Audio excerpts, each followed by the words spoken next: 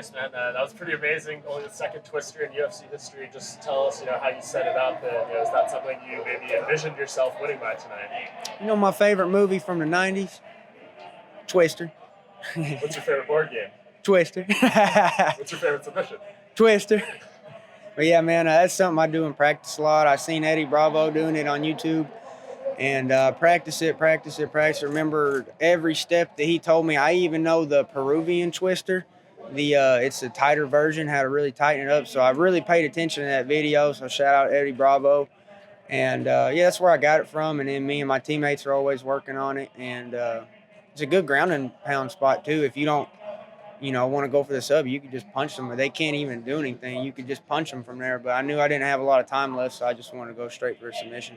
Why is it such a rare submission, in your opinion? Like, you don't even see people try to go for it very often, let alone actually finish the fight with it. I would say it's rare because, A, it's hard to do. So many steps. I mean, so many steps. It looks funky. So that's another thing, it looks like it wouldn't work. I mean, it's a common move for me. I get it, not every time that I grapple, but once a week, twice a week, 3 times a week. It's, I get twisters more than I get Kimuras, So in Kimuras, everybody thinks it's common. It's just I'm better at twisters than I am Kimuras.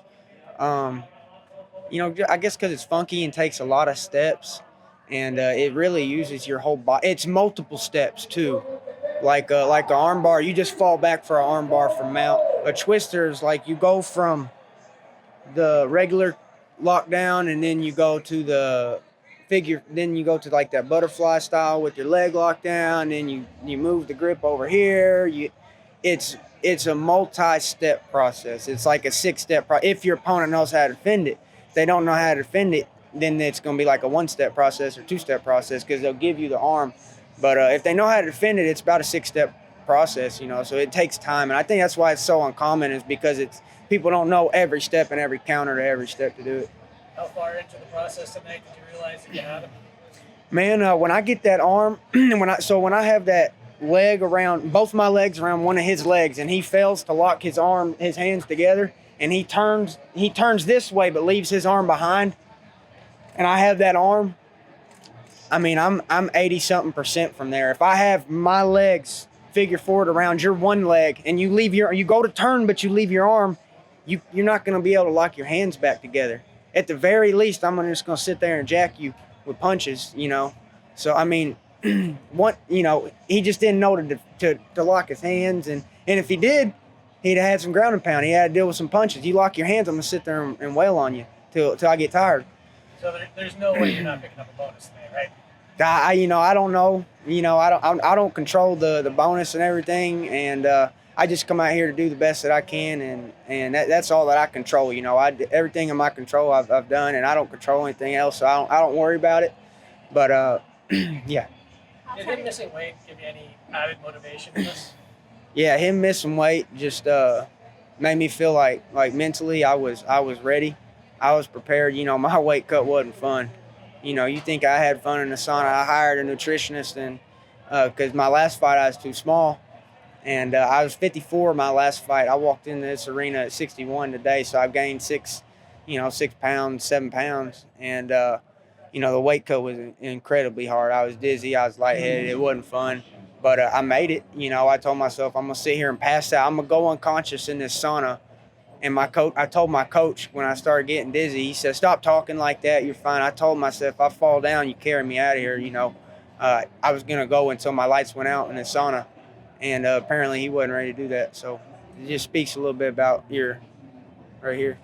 Consider moving up at any point, or is this? Oh, I ain't moving up. I think I'm just going to cut the weight a little bit sooner. I was like 65 2 days out or 3 days out.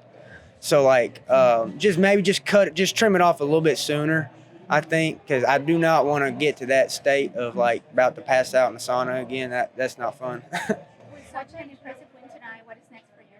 I don't know what's next. I gotta go home, and I'm trying to put a roof over 2 little kids' heads that I love, and so I'm more worried about that and just being with my family, my loved ones, and that's my motivation. That's what I did a lot different this fight, is spend a lot of time with my family and people I love. So, did fighting in the nation's capital make you want to shout out the president? What motivated you?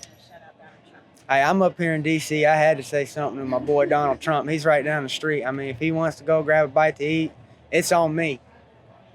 It was a little bit more than a shout out. It was. We couldn't hear exactly. What did you say? I told Donald Trump he needs help whooping some politician's ass. He come holler at me. I'll do it for free. No camo shorts? I'm working on them camo shorts, man. They're going to get tired of hearing me.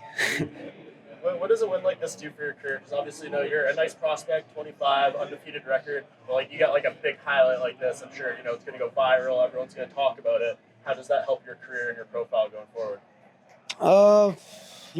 So much of this is out of my control, as far as who the fans like and everything like that. But I'll say every bit of success I've always said is my coaches, my teammates, my family, my friends, my manager. I trust in all the people around me.